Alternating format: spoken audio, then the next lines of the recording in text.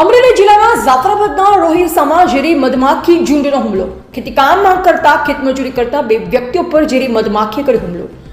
સીધીપડાના ભય વચ્ચે ઝેરી મધમાખીઓનો આતંક આવ્યો સામે. કાનાભાઈ બામણિયા અને જયાબેન બામણિયાને ઝેરી મધમાખીઓએ દીધા ડંખ.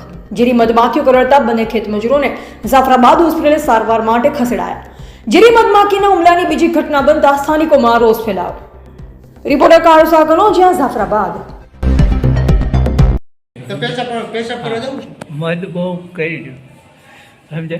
ક્યાંથી કર્યું તમને? હા, ખેતીમાંથી કામ કરતા હતા ને. હા. હા, ન્યાલી કર્યું. ઉડતું ઉડતું કરડી ગયું.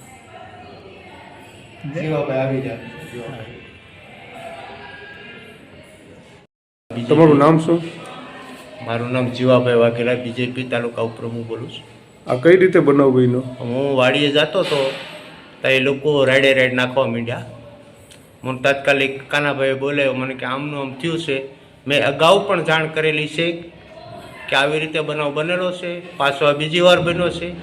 કોઈ જંગલ ખાતા કે કૃષિ વિભાગમાં જ્યાં કોઈ પણ સંસ્થામાં આવે તો એની તકેદારી લેવા ભાગરૂપે પગલાં લેવા